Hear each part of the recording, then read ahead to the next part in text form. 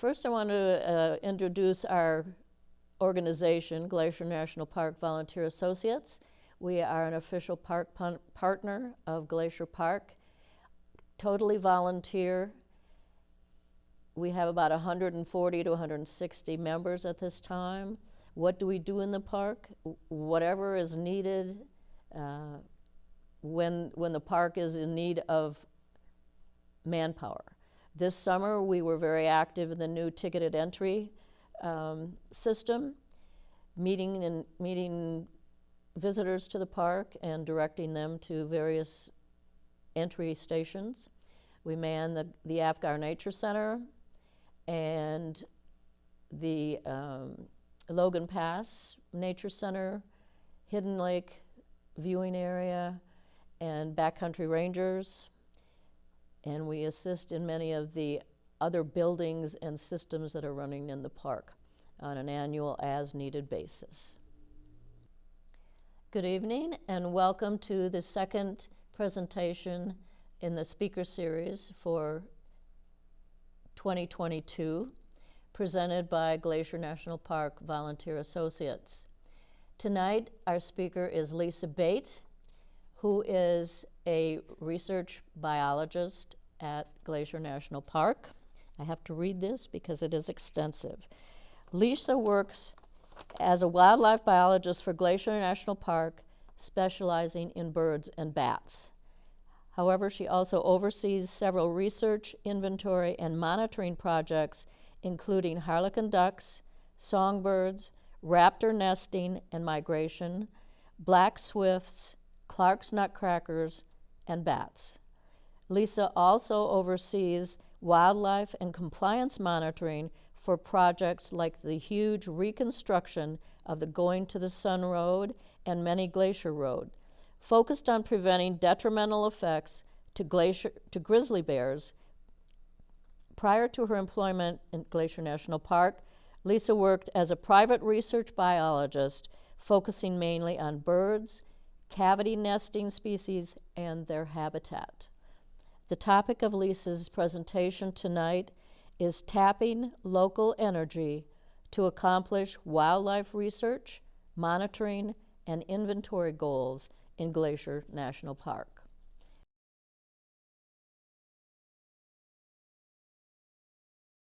Hello everyone, welcome to this series of speakers for the Glacier National Park Volunteer Associates. I'm Lisa Bate, I'm one of the wildlife biologists here in the park.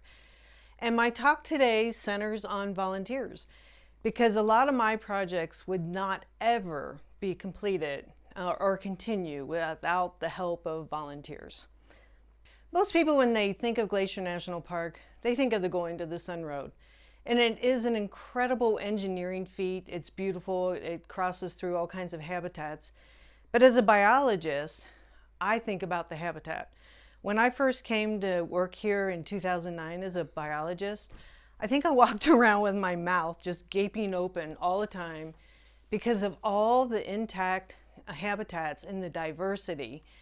And there's a saying among biologists that habitat is where it's at, because with habitat you get different species. And Glacier has it all. We have lakes all throughout the park. Here are the two more famous ones, Lake McDonald on the west side and St. Mary on the east side. So every species has a habitat niche. Some prefer green forest and others prefer burned forest. Some species are just found in alpine habitats. Some species are very associated with just waterfall habitat. And then there are numerous species that are associated with rivers and creeks, like this harlequin duck. Because we have so many diverse intact habitats, Glacier has a pretty prominent bird list. We have 278 species on our bird list, and we have 69 mammals on the mammal list. Many of these species are common, like the western tanager, the Columbia ground squirrel, the pine marten, American robin, and the elk. But some are not common, and some are what we consider species of concern, like the harlequin duck, black swifts, bats, some bat species, golden eagles, some owl species, Clark nutcrackers, and some songbirds. A species of concern is any native taxa, any native species that are at risk due to declining population trends, threats to their habitats, restricted distribution, and/or other factors. In studying wildlife, it takes an enormous amount of time and resources, and I'm so grateful and so lucky to receive grants to hire limited staff. But the staff I can hire is just not enough to get the work completed. Here are pictures of a red-tailed hawk taken from the Mount Brown Hawk Watch by one of our volunteers. The resident red-tailed hawk is attacking a migrating golden eagle. I was lucky enough to be there that day. So it's the volunteers that really are critical for making, especially the programs that I oversee, bird and bat programs, that they're just critical for making Glacier's wildlife programs successful. In the upper left, you can see my volunteer crew just after coming out of a cave, and we deployed a roost logger to determine if bats roost in or hibernate in that cave. And then there's a young volunteer holding a harlequin duck getting just after we banded it. And then in the lower right, a bunch of volunteers looking for migrating raptors. So who are wildlife volunteers? I've been here since 2009 as the biologist, and over the years, the number of volunteers that I work with has grown, but I have some really strong core volunteers that make things happen. And those people, they have certain things in common. They love Glacier National Park. They love wildlife. They're dependable people. Like if I need a team of 8 people to go trap harlequins on Friday morning and we say we're going to meet at 7 sharp, those people are there, ready, their pack's ready, and ready to go for the day. They're people who respect and understand the scientific method, meaning that we follow systematic and repeatable protocols. And that's not for everyone because it can take time. It can take more than days. It can take weeks, months, and a lot of these surveys have to continue for years until we get good data. They're people seeking community connections. A couple years ago, I had 2 biologists from Arizona come up to help and volunteer on my bat project. And afterwards, they were like, well, how do you get all your friends to volunteer for your projects? I'm like, what? I'm like, no, that's not how it works. I'm like, these volunteers have become some of my best friends of my life. And that is one of the richest parts of my job, is working with all these incredible people. Each volunteer brings a unique skill set to share to make the projects happen. And they all have very unique personalities that want to contribute and learn. So I'm going to start with harlequin ducks. They're a species of concern. For those of you that don't know, they're an odd duck. Most ducks migrate north-south. These guys migrate east-west. They're a sea duck, and they spend most of their lives on the Pacific coast, the ducks that come here. Come late April, beginning of May, the pairs migrate here, and they will breed on the fast whitewater streams in Glacier. They're more strictly confined to running water than any other waterfowl species in the northern hemisphere. And if you take a look at that water, what they can do, no other species can do. They can forage in like rapids and at the top of waterfalls and access a foraging resource that no other species can. On Upper McDonald Creek, we have the greatest density of breeding harlequin ducks in the lower 48, so that makes it very special here. If you look on the left side, you can see the headwaters of Upper McDonald Creek. It's very pristine drainage, but the lower 10 miles parallels the Going to the Sun Road, and at times we've wondered if there have been impacts from that on the population. The good side of this is it allows us to monitor this population regularly, more than any other population in the lower 48. And you know, we have easy access and we can do repeated surveys. So for trend monitoring, just to see how the ducks are doing here, we used this area to monitor them. And we try to do 4 pair surveys in the month of May. And you can see those little green dots. Those are all the pairs that we've seen throughout the month of May in 4 surveys. And then we have to do 6 brood surveys. That tends to be highly more variable. And sometimes you go out and you have 0, 0, 0, and then all of a sudden the 4th week you might have 12 chicks. So we do 6 just to get that high count, and we use that to track the trend. When I came to the park in 2009, there were questions about, the impacts of all kinds of things on harlequin ducks. And in 2010, we had 0 chicks, so it really raised some red flags. And I met the biologist from Waterton National Park, Cindy Smith. She's retired now, but she had done her master's on harlequin ducks in Banff National Park, and she shared data with me, which showed a significant decline in the number of breeding pairs there on the Bow River. And it's like, well, what's happening in Glacier? And we really didn't know, because all the ducks look the same, and you can't tell if you have 2 or 20. Then doing some further research, learned that, the range had shrunk. They used to be all the way down into Colorado, but due to mining, habitat loss, and other places on the coast, overhunting, harlequin range had really shrunk, and they had become extirpated in Colorado, meaning locally extinct. We've lost harlequin populations on streams here in Montana and in Idaho. Harlequins have what you consider a boom or bust reproductive pattern. All the environmental factors, variables, have to just align perfectly if you're going to have a good reproductive year, lots of chicks. And what we see, we might go 3, 4, even 5 years with bust numbers, meaning like real low reproduction. And the other thing about harlequins is, like mallards, the male stays on the breeding grounds, and if something predates that nest, or she loses her chicks, they can mate again, and she can raise a 2nd or even a 3rd clutch. Not so with harlequins. The males and females show up here, they mate. Once the females begin to incubate, the males depart. They migrate back to the coast.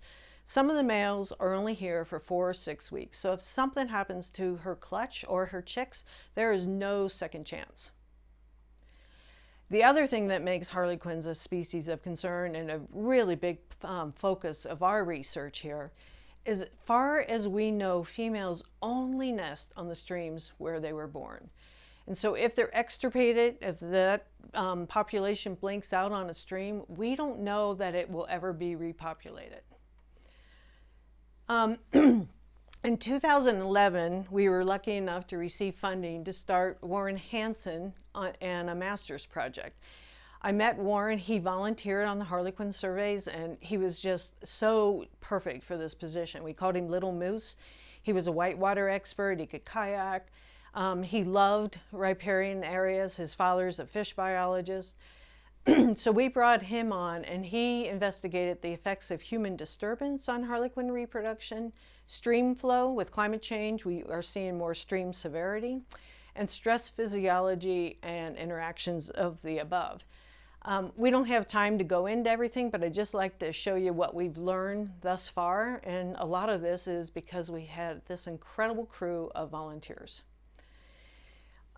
In normal season, as the snow starts to melt, you'll see one peak. The water will rise and rise and rise, and then it starts to fall. As it starts to fall, that's when harlequins typically start to incubate.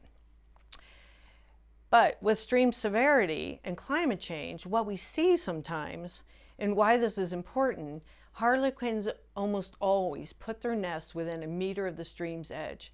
But instead of just one peak, we've been seeing 2 peaks or 3 peaks. And what that does is it pretty much washes away the nest, and we get a bust year. And the other thing is, see how the water is looks like a little bit like chocolate milk, and there's a tree floating down? When the water looks like that, the harlequin's a visual feeder, and they can't eat as much. The females, before they can lay eggs, excuse me, they have to forage enough to accumulate the fat resources to produce eggs. In conditions like this, when they're having to fight the currents and they can't see, these tend to be bust years. This picture I took, this was, I think, the wettest June on record in 2012. We were doing a harlequin survey, and the day before, the water levels were a meter higher on the creek. This is just above Red Rocks. And you can see what happens when the water fluctuates like that in a 24-hour period. Any nest that would be near the stream's edge would just, it wouldn't be there anymore. And we saw that. We had prong and suture transmitters on harlequins for 3 years, 2011 through 13. We had one female incubating in this log jam, and all of a sudden the waters came up, turned like into chocolate milk, and she left. She survived, but we lost the nest. Nevertheless, in the third year of that study, we finally had like ideal conditions, and we found a number of nests. We found 10 in the park. You could not find them without transmitters. It'd be like a 1 in a billion chance. And what we found was that most of them do nest within a meter of the stream's edge, but some of them have this other choice they're making. They will nest up on a cliff. One of our females, this is Hidden Creek off of Avalanche Creek, and that arrow points to where the nest is. And see, can you see the nest yet? No, you can't. But just wait. Now look can you see the female? Looking down. Can you imagine trying to find that without a transmitter? It'd be impossible. But she was, that was AF, and if you look at her, she's the third row down. She was 0 meters away horizontally from the stream's edge, but 8 meters up on a cliff. And that, with climate change and stream severity increasing, that's what is going to allow this species to persist into the future, are those females that tend to nest higher above the streams. Other things that we learned, Dr. Dan Savage, he was a volunteer. He attached the prong and suture transmitters to help us find those nests. And he got so passionate about this project that he'd like camp up here. And one night he was camping out on at Sprague Creek Campground. And at 1 a.m. he decides to pull the receiver out and listen. And he starts picking up that the ducks are out on the lake. And he's like, what? And he calls Warren, the grad student. It's like, Warren, they're out here. And that led us to put a automatic recording unit at the head of the lake. And we learned through telemetry that the ducks were roosting on Lake McDonald at night. Even the ones that would, their territory or their range was all the way up by Logan Creek, 10 miles away. Every night until the females started incubating, they'd come down and roost on the lake. And you can see how exact that was. On the left shows a graph. The ducks would show up an hour after sunset on the lake, and then they would leave right at sunrise to go back up to their little ranges on the creek, sometimes traveling over 10 miles. So the other part of this project, we've been continuing with the banding. I've now banded 274 ducks here in Glacier National Park. When I first started this, I was like, well, maybe there are 40 ducks in the whole park. But they have boom years and we get more chicks. We've banded 74 females, 80 males, and 120 chicks. And we've learned a lot. We've learned that the females really exhibit strong site fidelity. That means they come back to the same place every single year. Most of the time, we see them sticking with the same mate year after year. The longer I've done this, we have seen some divorces, so it happens in ducks too. And then we've learned some really interesting things about migration. In the bottom right is a female with 2 chicks that are still fuzzy at the end of August. That was a red flag for all the biologists and volunteers helping that day. So what have we learned about females dispersing? To date, we still have not confirmed any female dispersing to another stream to breed with all the bands that we have out there. In 2014, I thought we were really close. We banded this female in the upper left as a chick, and in 2014, she showed up as a 2-year-old hen in Yellowstone National Park. And I was just like, oh my gosh, she's dispersing. And that would have, we would have written a paper on it just because it was so unusual. But 1 year later, she showed back up in Glacier, literally 100 meters away from where I had banded her as a chick. So she wasn't dispersing, she was just visiting. And my theory was that she hung out with that pair the entire time while in Yellowstone. I think that male might have been her brother, and she just followed him there. Because the males follow the females to their natal stream, and they form their pair bonds on the wintering grounds. Here's that female with the 2 fuzzy chicks the end of August. And we really wondered, like, will the female leave without them because she feels a need to get back to the coast? Well, the story for one of these chicks wasn't too good. One of them went east instead of west and was shot by a hunter on Lake Erie and had traveled over 1,700 miles. It flew in with a flock of white-winged scoters, and he was able to retrieve the band.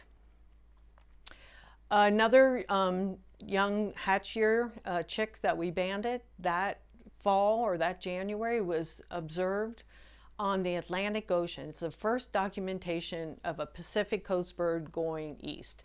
So that was super exciting. That one traveled over 2,100 miles straight line distance. So you can only imagine with all the stopovers how long it really took to get there.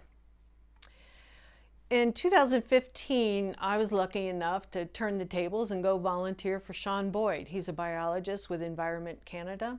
He had been noting changes, shifts in distributions and declining harlequin numbers, so he wanted to put implant transmitters into the ducks to learn where they were going to molt and how the molting, wintering, and breeding grounds were connected.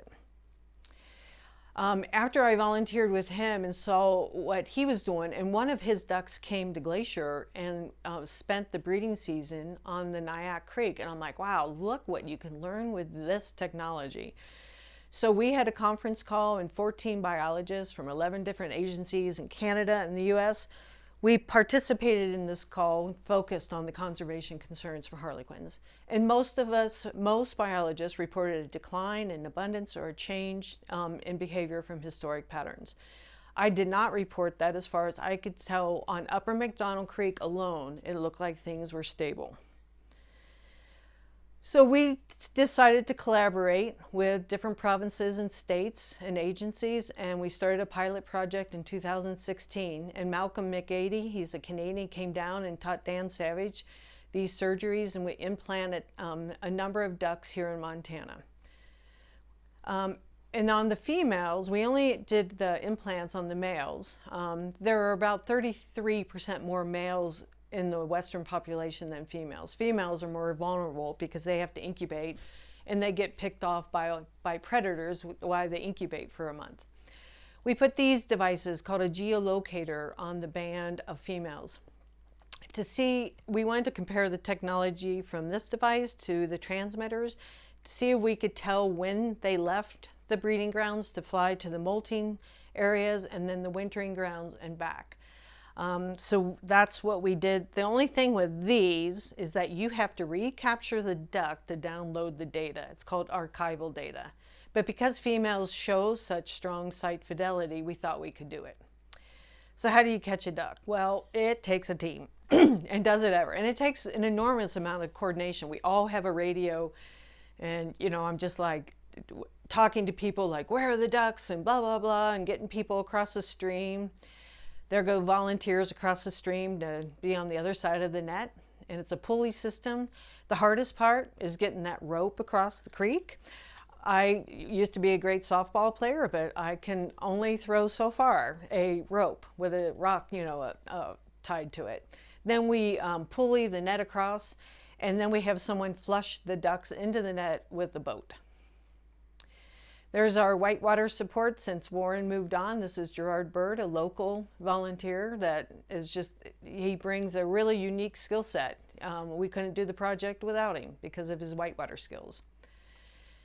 Here are volunteers helping record data and helping me attach a geolocator. You can see that it's not something I could do alone.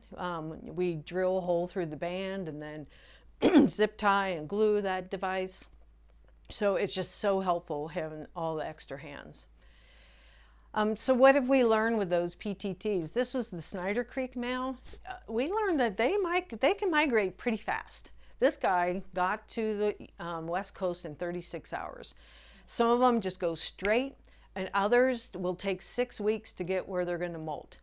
And you can see that the yellow circles where it molted, and then it moved in September up to Canada to overwinter. And the next year it came right back to Snyder Creek with a female.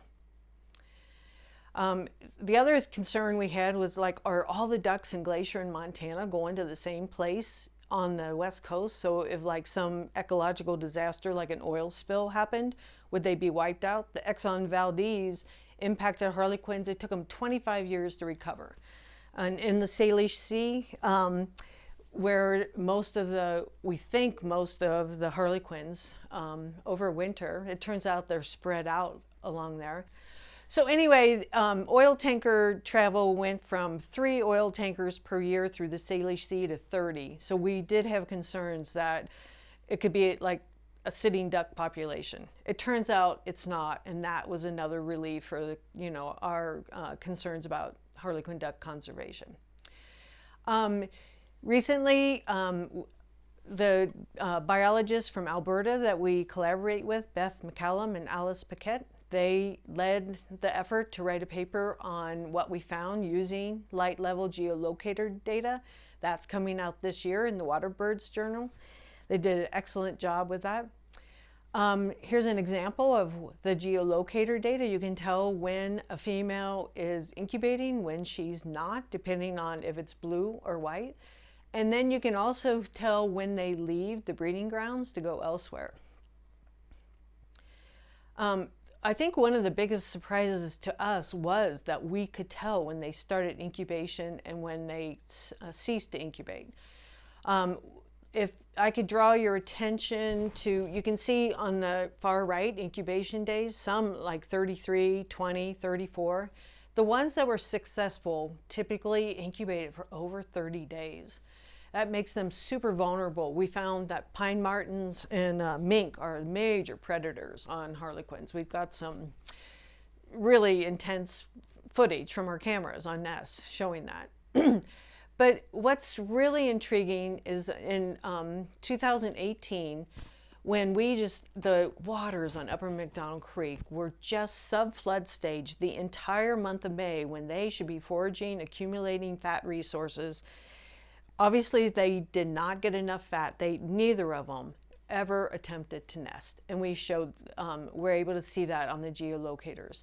On the Teton River, the female was incubating, everything was going fine, and then they had a big rain event, and it got really hot and sunny, and it flooded the nest out, and it just corresponds perfectly what we found on the geolocator. Moving forward, I'm really excited that we're moving into some non-invasive research here. I'm going to be trying to fundraise for bringing on Holly Holmes as a graduate student in 2023. She started with me last year as a wildlife technician. She's excellent, and she got the bug about harlequins and is really passionate about them. And we're going to compare 3 different survey methods: boots on the ground, and using eDNA, environmental DNA. It's a new form of technology. Any species always is sloughing skin or feathers or feces in the water, and you can collect the water and see if ducks are on that stream, instead of us like trying to go and survey the whole thing, which sometimes is impossible due to waterfalls and log jams. We're also going to compare that with nest cameras or camera traps. We know that cameras work well. This is a female AX incubating. I love her little down blanket she made to incubate, keep her eggs warm when she'd get off every day to go feed. But can we use camera traps on moving water? And that's another thing. We need to get better data on what's happening with harlequins throughout their breeding range. So we're going to compare these 3 methods, do a cost-benefit analysis, and it might be a combination of 2 or 3, or maybe 1 survey technique is ideal for moving forward with really aiding in the conservation and knowing what's happening with harlequins. Let's move on to bats. When I first came here, no formal bat surveys had been conducted in the park, and I collaborated with biologists in Waterton National Park, and we developed a sampling protocol. We were able to hire a bat expert, Corey Lawson from Canada. with funding from the Glacier National Park Conservancy, and we started the first surveys of bats in both parks ever. And why monitor? This is a hoary bat. These guys are soft as rabbits and just gorgeous. It's our largest bat, about 16-inch wingspan. These hoary bats are one of our migratory bats, along with silver-haired and eastern reds. And I'm all about alternative energies, but sometimes wind farms in the wrong locations can really wreak havoc with migrating birds and bats. And so that's been happening with some of our bat species. More importantly is a disease called white nose syndrome. It's a cold caused by a cold-loving fungus called PD, Pseudogymnoascus destructans, that was first discovered in a cave on hibernating bats in 2006. Since then, it had just continued to spread and has killed millions of bats.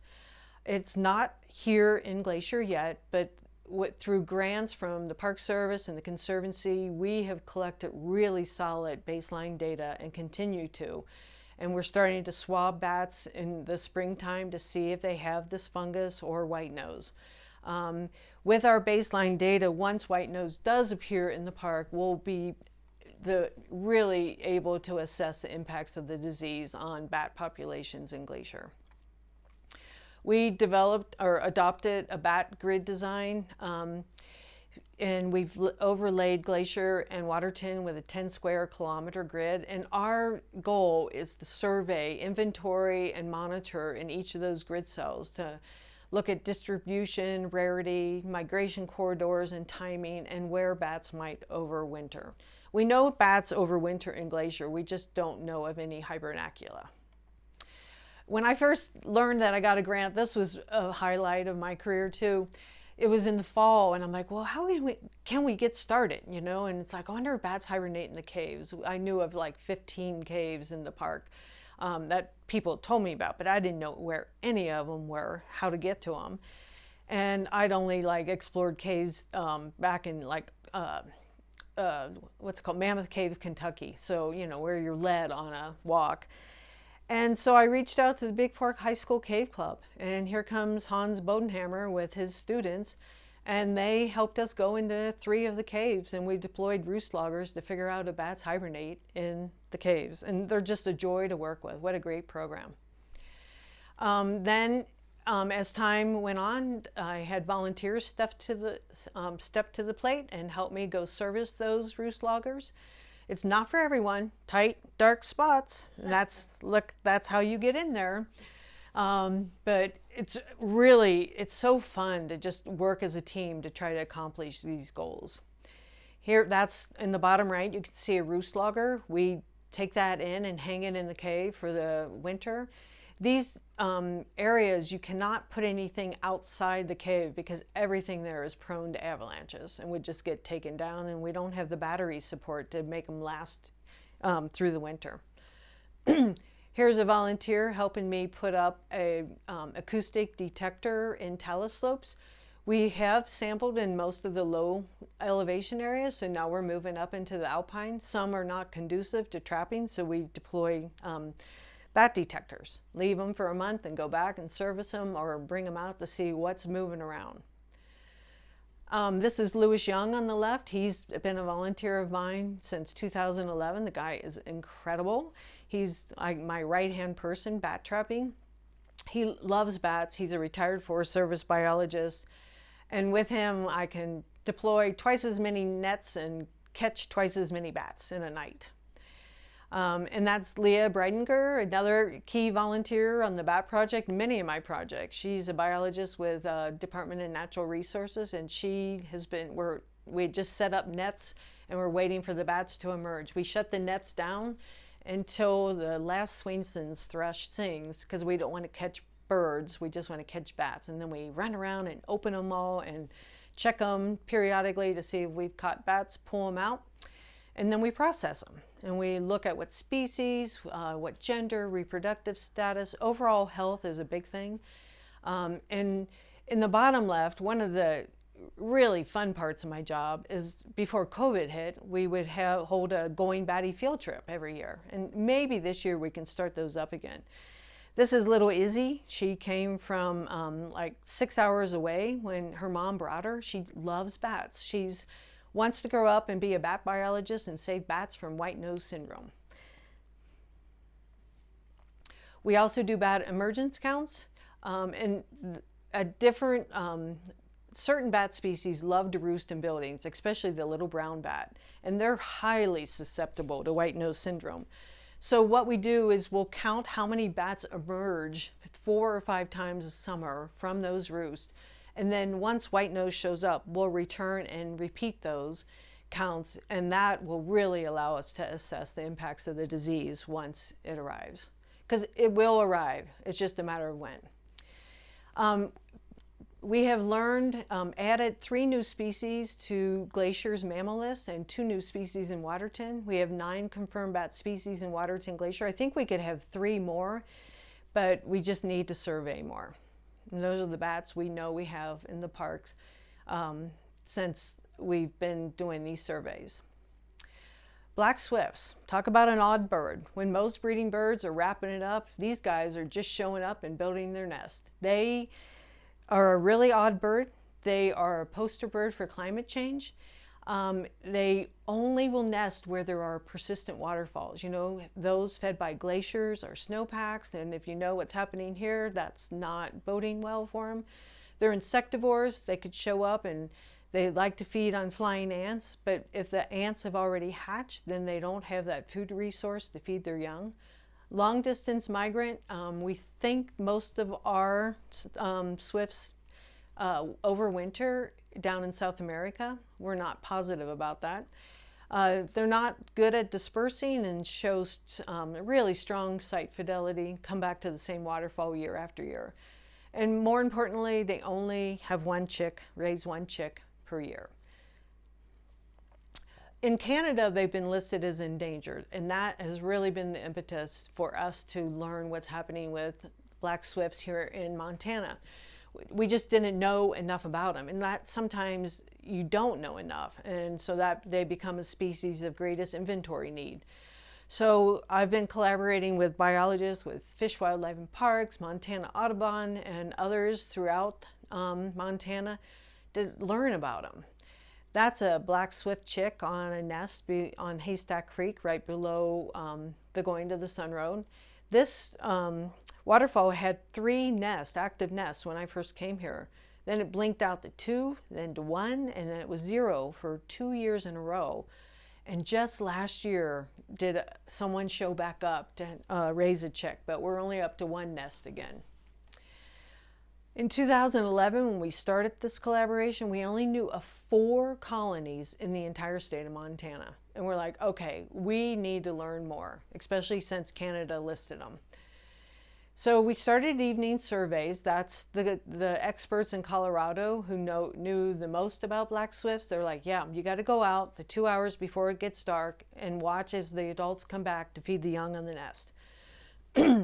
And we got grants to do that. And here's a training session. We're training staff and a slew of volunteers. Amy Seaman is a volunteer she's actually a biologist with Montana Audubon, but she leads the black swift surveys here in the park. And we've worked out a great collaboration between the Conservancy and Audubon to help us get this work done. Together we'll coordinate and figure out where we can plug in staff and volunteers. It's dangerous work. She is putting reflector tape on the path up to the waterfall because you go in the light and you come out in the dark. And see that red circle? That's a grizzly bear, a boar grizzly bear in that area. Oh. We were trying to get to that waterfall. We changed our plans and went somewhere else at night. But look what we found. Since now in 2021, we are up to 51 known colonies in Montana and 38 are in Glacier. Glacier is the epicenter of black swift habitat in Montana. Super cool. Mount Brown Hawkwatch Project. This is a project that initially was funded by the Glacier National Park Volunteer Associates. So thank you. That's what got this project going. It was just so exciting. It's a collaboration between wildlife and the citizen science programs with Jamie Belt. We knew that trend data from other hawk watches were declining. And back in the mid-1990s, biologists here in the park for 3 years running counted the number of golden eagles migrating past Mount Brown in September and October, mainly October, and nearly 2,000 would fly by annually. And we were like, well, we are in a position to really collect good data to see, are we seeing the same numbers as in the mid-1990s? Number of threats and concerns to golden eagles. Lead poisoning is huge from hunters that hunt with lead ammunition and leave gut piles on the ground or ground squirrels. It accumulates in the eagle's body and it weakens them and they can't hunt and they die. Climate change, again, the wind farms, they have to be in the right location not to impact golden eagles. Cheatgrass, leg hold traps, and shooting are also issues. So we started that in 2018. That's an immature golden eagle, and it's 5 switchbacks below the lookout. It's a heck of a climb. It's like 4,400 vertical feet to get up there. And, to hike up and down every day, it just would be physically so demanding. But we got permission to use the lookout, and the volunteer associates helped us with that. And since then, there's been this huge collaboration with them and the park and the Northwest Lookout Association to refurbish that.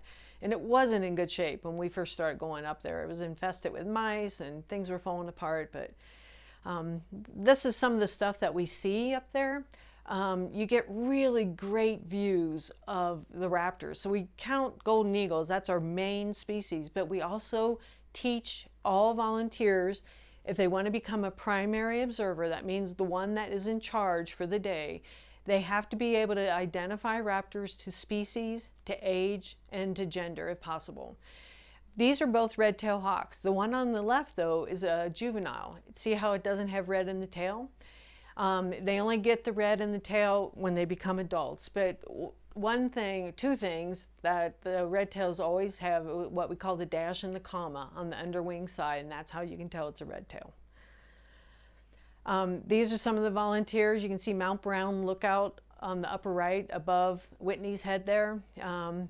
They're coming down or going up. I think we were headed up that day.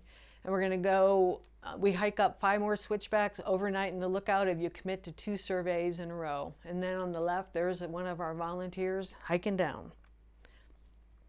This was a crazy day. I showed up there with 4 brand new volunteers, and it was like trying to count popcorn coming out of a pot on the stove without a lid on it. Conditions were perfect, and we had 485 raptors migrate by that day.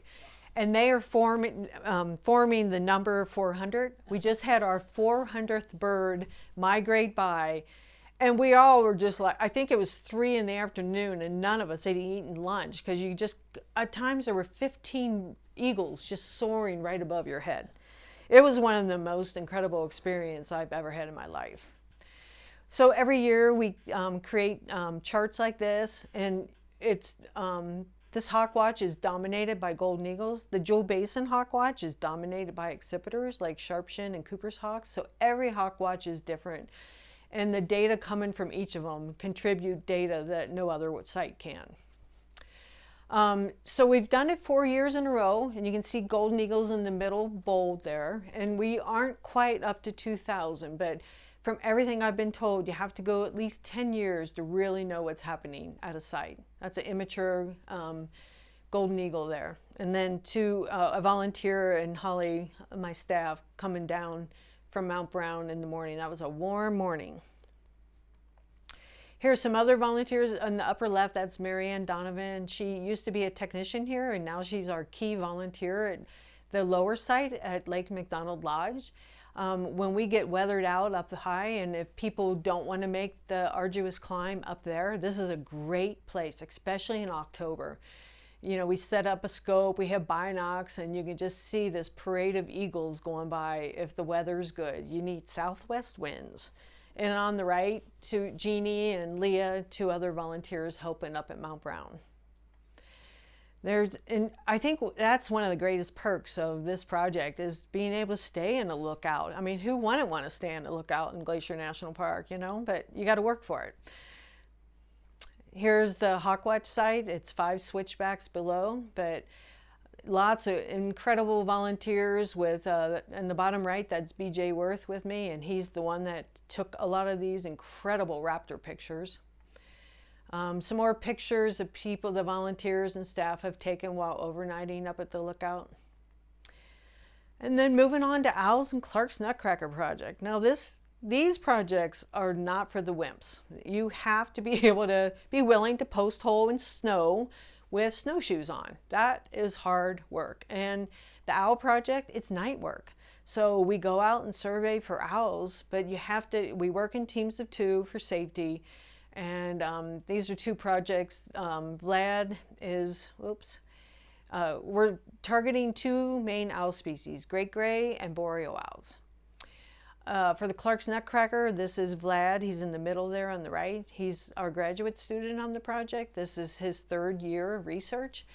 And trying to find out if that mutualistic relationship between white bark pine and Clark's Nutcracker is still functioning. That's his main question.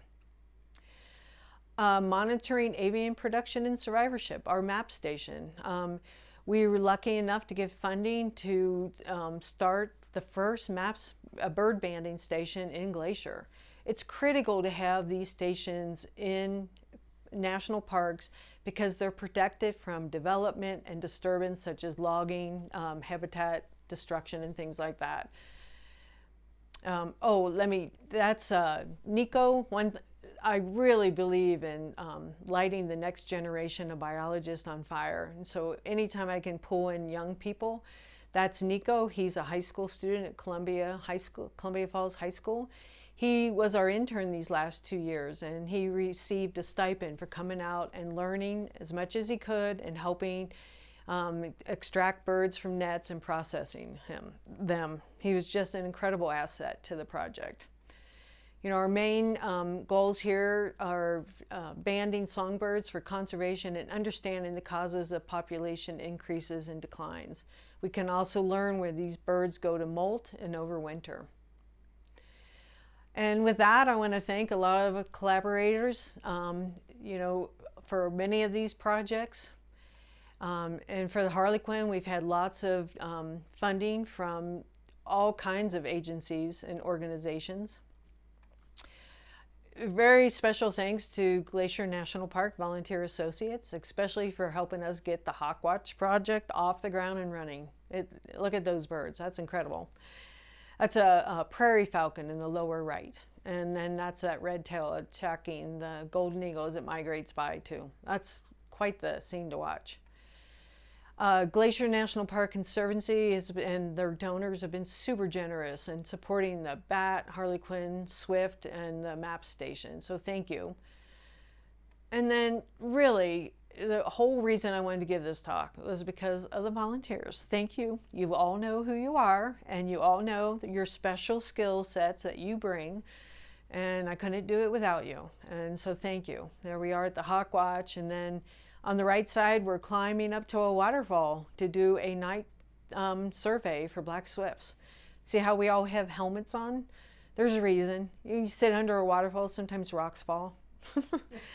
On the left there, we recaptured a male harlequin with a geolocator on. Oh, the weather was miserable that weekend. I think it rained 3 inches in 2 days. The upper right, there we are banding harlequins again and trying to capture another female with geolocator. The bottom right, 2 of the volunteers that help really get the Mount Brown Lookout cleaned up and on its way to being refurbished and helping with Hawkwatch counts. Okay, more volunteers helping on the Harlequin project. That's John Ashley in the bottom right. He's a Harlequin duck expert. His help on the projects was just priceless. And then Whitney over there on the left, she just started volunteering at the Hawkwatch and talk about getting hooked. She loved it and wanted to come back as often as she could. And as the grand finale, I wish I could see your faces and you guys could ask questions, but thanks to all the volunteers that make all these projects and programs continue and successful. We could not do it without you.